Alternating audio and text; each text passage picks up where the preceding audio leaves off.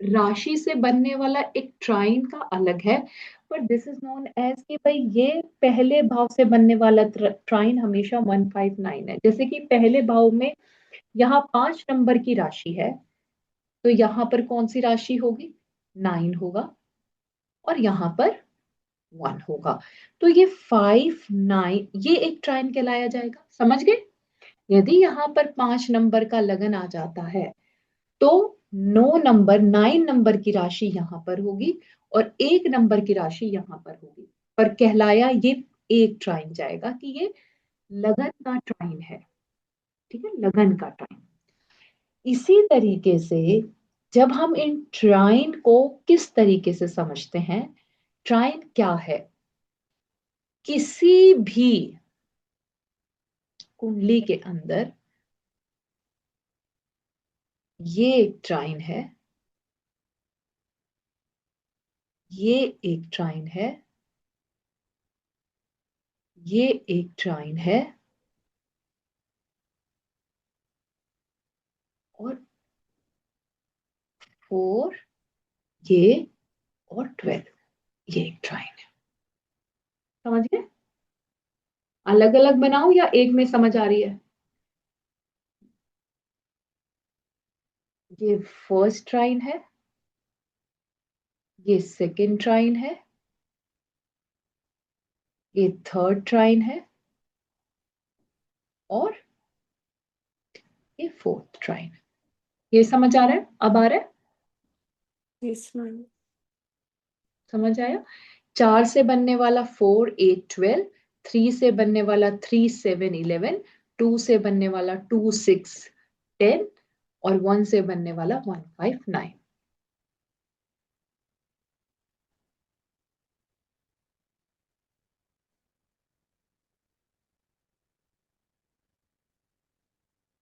ये 1 के, ये सेकंड के रेफरेंस में, ये थर्ड के रेफरेंस में, ये फोर्थ के रेफरेंस में, ये ट्राइन है। अब इसी तरीके से मैं बोलूं आपको कि मुझे 8 का ट्राइन बताओ, मुझे अष्टम का ट्राइन जानना है, तो आप मुझे बोलोगे मैडम 8, फिर आप बोलोगे ये आएगा 1 2 3 4 5 12, और फिर आप बोलोगे 4, पर बनेगा वही जो मैंने बताया ना, 4 8 12, बस नंबर आगे पीछे हो जाएंगे। समझ गए? जैसे मैं 12 का ट्राइन पूछूंगी आपसे, तो 1 2 3 4 5, यानी कि पंचम। पंचम क्यों लिया मैंने? आप लोग इनिशियल उसमें समझो, पंचम मैं क्यों ले रहे हो नए बच्चे? ट्राइन क्या होता है? जब हम यहां से समझाता, ये पहला है ना, 1 2 3 4 5, ये 5, और ये 9। हर भाव से फिफ्थ और नाइन्थ भाव उसका ट्राइन कहलाया जाएगा। किसी भी भाव से, 11वें भाव से आप लोगे तो 11वें भाव से 5 घर आगे उसका पहला ट्राइन, और फिर 9 घर आगे उसका सेकेंड ट्राइन। जैसे कि ये 11वां भाव है, यदि मैं इस 11वें भाव का ट्राइन समझू, 11 1 2 3 4 5, ये इसका एक पहला वो होगा फिफ्थ, और एक नेक्स्ट डे होगा, तो ये ट्राइन इसका कहलाया जाएगा। ये और ये। किसी भी भाव से पंचम और नवम उसका ट्राइन कहा जाता है। समझ गए? वो कहीं से भी हो सकता है। 159 5वें का करूंगी मैं, कि मैं पूछूंगी 5वें का ट्राइन क्या होगा, तब भी आपका 9 और 1 ही आएगा। 1 2 3 4 5 6 7 8 9 फर्स्ट आया। घुमा फिरा के आना वही है। जैसे मैं पूछूं 6 का ट्राइन क्या होगा, तो आप मुझे बोलोगे 6 पहले आ गया, फिर 10, फिर 2। कैसे? ये 6 है, ये 6 है ना, 1 2 3 4 5, ये 10th भाव आया, पंचम में पड़ा। फिर 6 7 8 9, सेकेंड भाव उसका 9th बना। मैंने बोला 2 6 10, पर घुमा फिरा के तो चीजें वहीं पर आ जाएगी। यही मैं बोलूं 10 का ट्राइन क्या होगा, तो आप बोलोगे 10 तो है ही शुरुआत, फिर 1 2 3 4 5 सेकेंड हाउस में, और फिर 6 7 8 9 सिक्स्थ भाव में। मैम जिस टाइम देखेंगे वो नंबर 1 स्टार्ट उसी से मानेंगे ना? देखोगा किससे देखना है, सबसे मुख्य है उसका पंचम और उसका नवम, वहां से उस भाव से उसका पंचम और नवम ट्राइन का पार्ट है। ठीक है ना? इतना आप लोगों को समझ आया ट्राइन कि मैं ट्राइन किससे बोल रही हूँ? जिस जिस तरीके से मैंने फर्स्ट भाव से पंचम भाव और नवम भाव ट्राइन बताया, इसी तरीके से हर भाव का पंचम और नवम ट्राइन मतलब त्रिकोण, ट्राइन मतलब त्रिकोण। अब केंद्र को समझो वापस, ये है सारे त्रिकोण। अब ये केंद्र है वन। केंद्र कैसे होता है? जैसे मैंने बोला कि ट्राइन इज किसी भी भाव से फिफ्थ और नाइन्थ, किसी भी भाव से, कोई भी भाव लो वहां से पंचम और नवम तक आपको पहुंचना है। केंद्र क्या है? किसी भी भाव से एक पर्टिकुलर भाव पर हम खड़े होंगे, उसका फोर्थ, उसका सेवेंथ और उसका टेंथ, ये केंद्र होगा। जैसे मैं यहां खड़ी हूं, लगन में खड़ी हूं, 1 2 3 4 पहला केंद्र, 5 6 7 दूसरा केंद्र, 8 9 10 तीसरा केंद्र। तो ये बना केंद्र। केंद्र मतलब व्हाट? स्क्वायर जिसे बोलते हैं।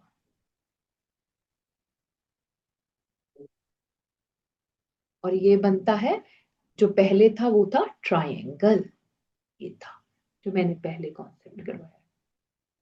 तो किसी भी भाव का फोर्थ भाव, किसी भी भाव का वहां से सेवेंथ और उसी भाव से टेंथ, वो उसका केंद्र होगा। इसी तरीके से केंद्र को और एक अच्छे तरीके से समझते हैं।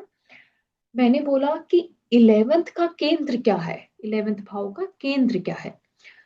तो आप मुझे बोलोगे, मैंने वी स्टार्ट फ्रॉम 11th, 1 2 3 4, यानी कि सेकेंड भाव, पहला केंद्र, 11th का केंद्र, 11th का केंद्र सेकेंड, 4 5 6 7, यहां आया।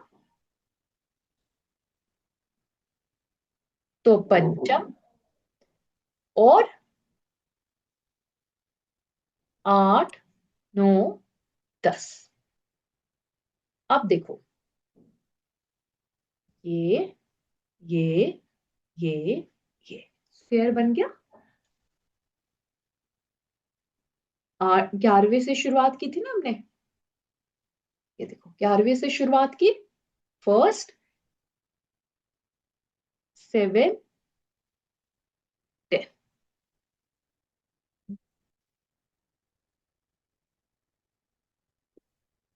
चार की दूरी, 7 की दूरी और 10।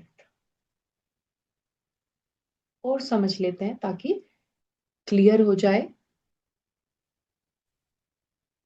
मैं आपसे पूछती हूँ कि अष्टम का केंद्र क्या है? अष्टम से कौन कौन से भाव केंद्र पड़ते हैं? अष्टम का केंद्र क्या है? पहले तो मुझे ये बताइए, अष्टम का त्रिकोण क्या है?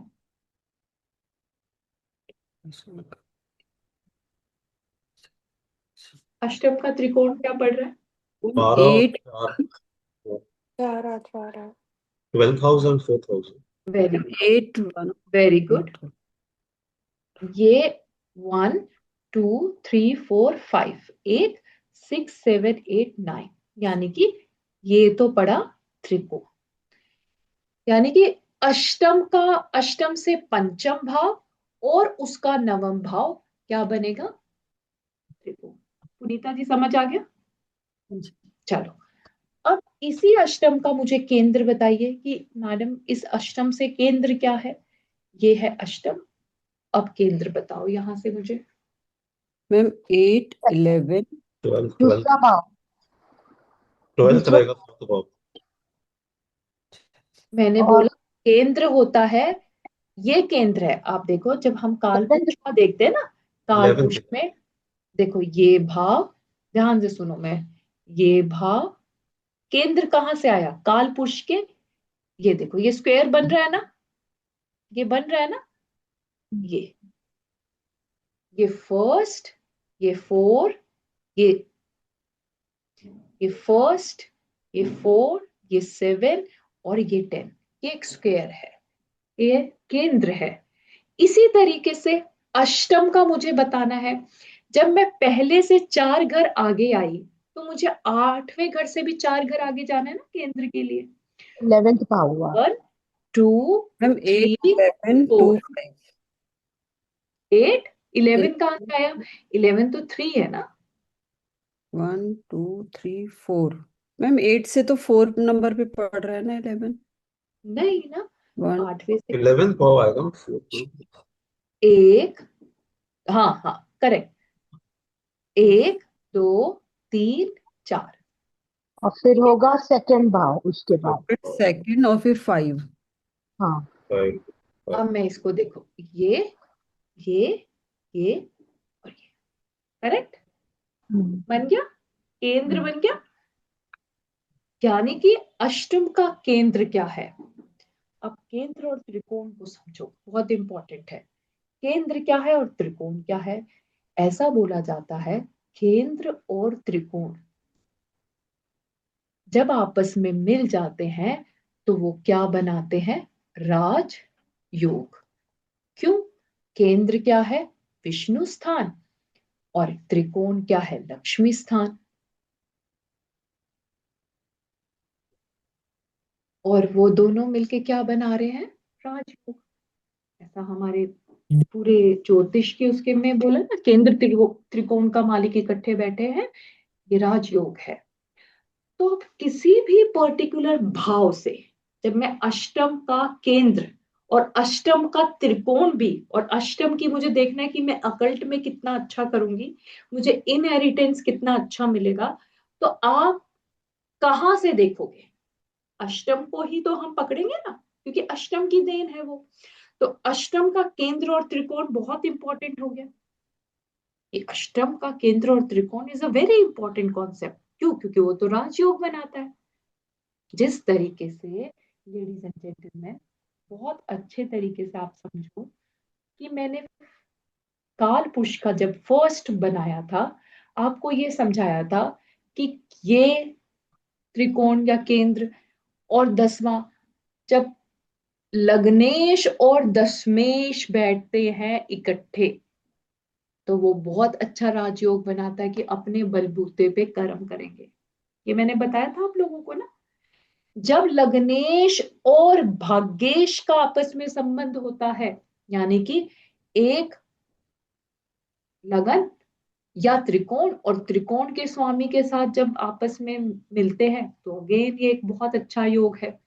जब लग्नेश और यहाँ पर कौन सा, पूर्व पुण्य का स्वामी आपस में इकट्ठे हो जाते हैं, फिर एक राजयोग कंडक्ट हो जाता है। केंद्र त्रिकोण का स्वामी यहाँ केंद्र में यहाँ बैठ जाए, अगेन फोर्थ और फिफ्थ का योग बन गया कि केंद्र और त्रिकोण आपस में बैठ गए।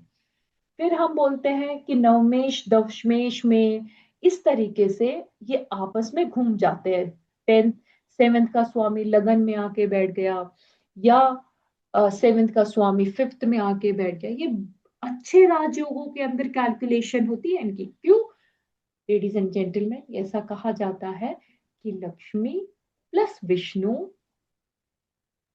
बनके ये क्या बनाते हैं, राज योग।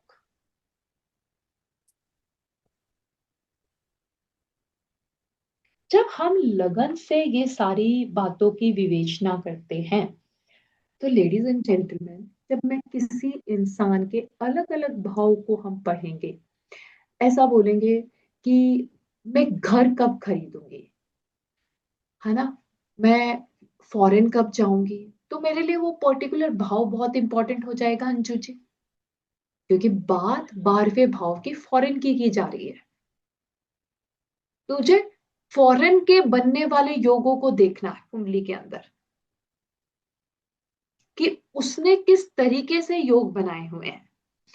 इसी तरीके से कोई बोलेगा कि मेरी सेविंग कितनी होगी, मुझे गेन कितना होगा अपने कर्म में, तो मुझे डायरेक्ट स्विच टू 11th भाव।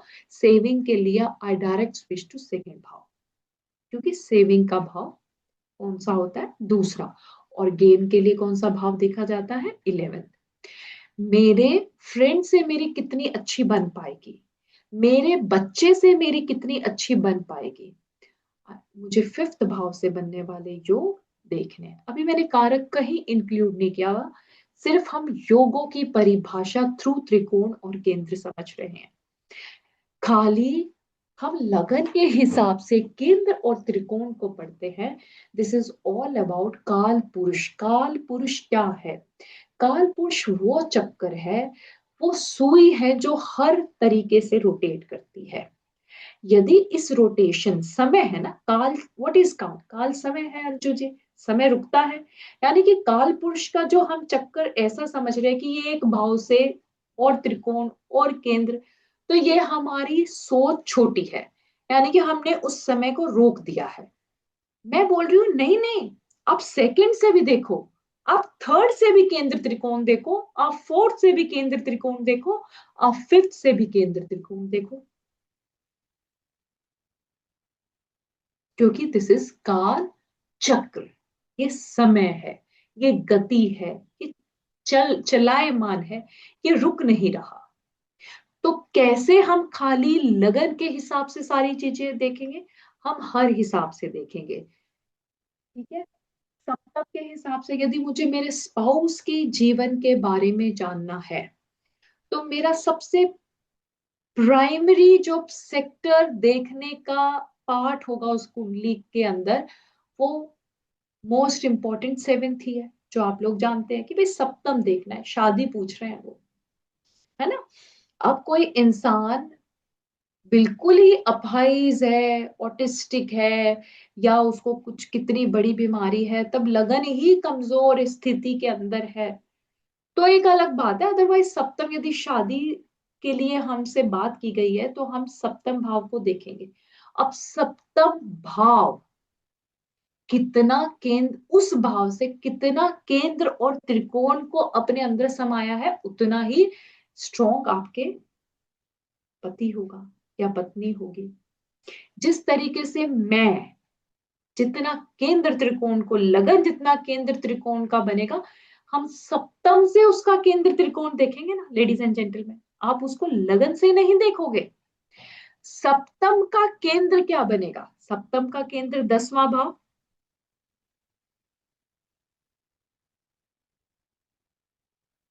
फिर क्या बनेगा, लगन, फर्स्ट खुद लगन बनेगा, और फिर 4th भाव। समझ गए। हाँ तो सप्तम का केंद्र, लगन का केंद्र था 1 4 7 10, सप्तम का ठीक उसके उल्टा 7 1 10 4। 4। 7th, लेडीज एंड जेंटलमैन, बहुत अब इस बात को समझना, 10 1 4।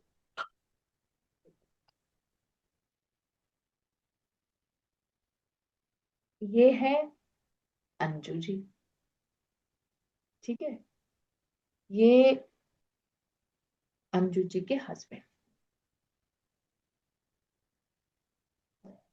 इसी आपकी कुंडली से ही बनाएंगे हम। देखते हैं अंजू जी का ये सप्तम भाव, हमने कहा ये किसका है, स्पाउस। अंजू जी का केंद्र,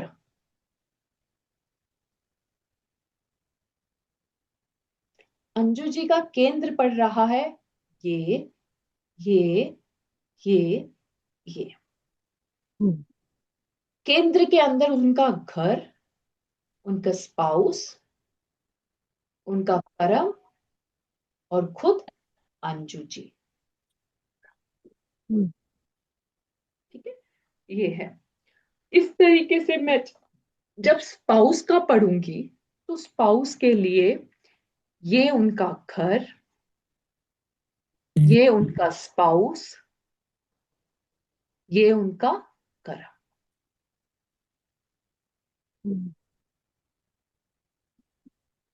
यानी कि जब मैं यहां से पढ़ूंगी तो 1 2 3 4 ये उनका पीस ऑफ माइंड, ये उनका स्पाउस यानी कि खुद अंजू जी, समझ गए, और ये जो अंजू जी का पीस ऑफ माइंड है वो उनका कर्म। इसलिए बहुत सारी देखा होगा ना, स्पाउस के काम से सारा दिन बाहर रहता है, मेरा पीस ऑफ माइंड उड़ा दिया, टाइम नहीं देता मुझे।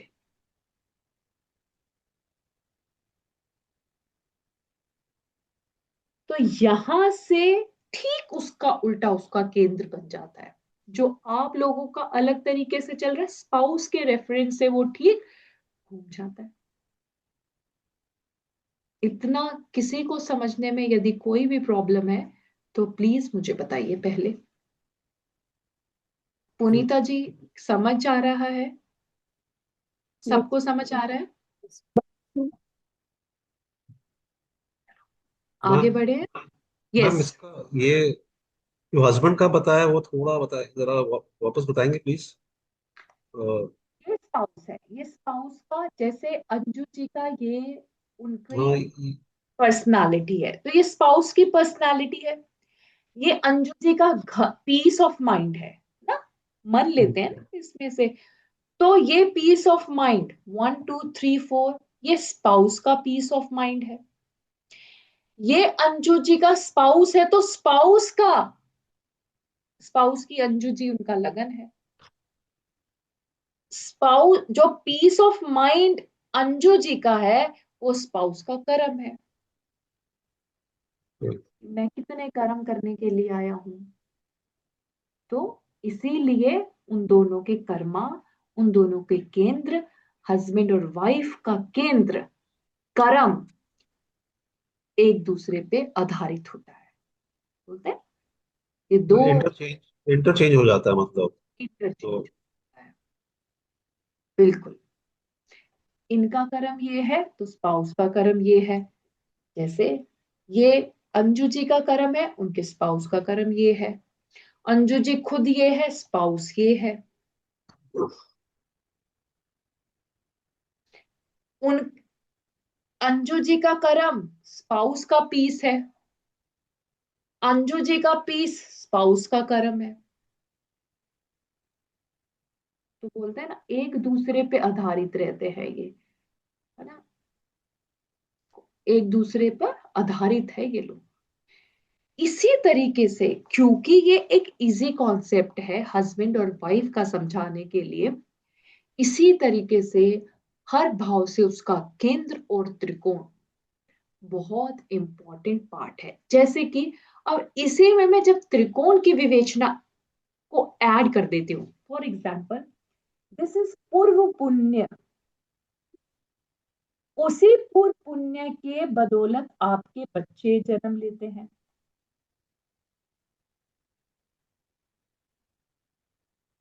और एक भाग्य और पिता,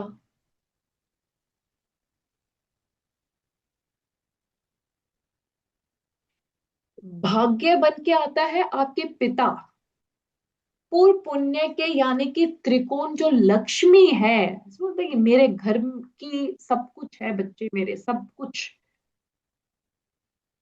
दैट इज ये त्रिकोण। और भाग्य जो आपका सॉलिड किस्मत जिसको आप बोलते हो, फॉर्चून बोलते हो, इज 9th। जब ये दो भाव स्पेशली इन आपके इन केंद्रों के साथ किसी भी तरीके से कनेक्ट होंगे, और जितने अच्छे भाव में कनेक्ट होंगे, ये समझो ये आपका भाग्य यानी कि आपके पिता कर्म से हो गए, तो आप समझ लो कर्म और भाग्य आपस में मिल गए। यही भाग्य का स्वामी स्पाउस के उसमें बैठ गया, तो भाग्य यानी कि स्पाउस एक ऐसा भाग्य लेके आएगी जिससे आपकी उस टाइम किस्मत चमकेगी। यही भाग्य घर पर आ गया, आपके पीस ऑफ माइंड, तो बहुत सारी चीजें आपकी वहां अच्छी होगी। यही भाग्य लगन में आ गया तो आजीवन आपकी पर्सनालिटी, आपकी किस्मत से आपको बहुत सारी चीजें मिलेगी। आप हायर एजुकेशन, क्योंकि ये भाव जो है बेसिकली यही पूर्व पुण्य, पूर्व पुण्य यानी कि मुझे पूर्व पुण्य, मेरी एक ये है किस्मत, कितनी अच्छी किस्मत है। आपके कर्म ऑटोमेटिकली, बोलते हैं ना मैं कर्म बहुत कम करता हूँ और मेरी किस्मत से बहुत सारी चीजें हो जाती है। बेसिकली वो भाव, वो ये नाइन्थ भाव है। पूर्व पुण्य, जितने भी आपने अच्छे कर्म किए हैं उनका फल, दैट इज पूर्व पुण्य, जो आपके पितरों का लगा लीजिए कि बच्चों के रूप में। तो ऐसा बोला जाता है बच्चे उन्हीं के घर में किलकारियां होती है जिनके, इसीलिए पितरों से एसोसिएटेड कर दिया जाता है सारा कुछ कि पितृ तर्पण, पितृ शांत। तो ये जो, ये आपको केंद्र है, ये जो त्रिकोण आप लेके आए हो, ये त्रिकोण, ये त्रिकोण, और ये आपका जो केंद्र है, इसी तरीके से आपके पति का त्रिकोण ये है।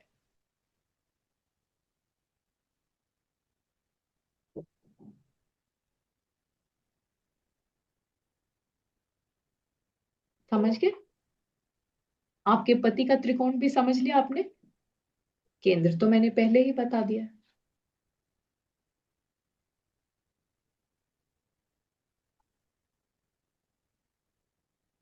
यानी कि आपका लाभ और आपकी स्किल्स, ये त्रिकोण का पार्ट बनती है।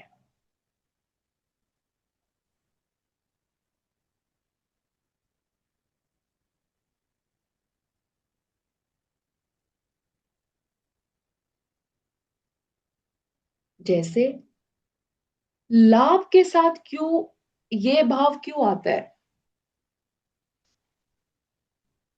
मेरा तो शादी, स्पाउस आना, मतलब मेरे लाइफ में किसी चीज का लाभ गेन कर रही हूं ना मैं, स्पाउस।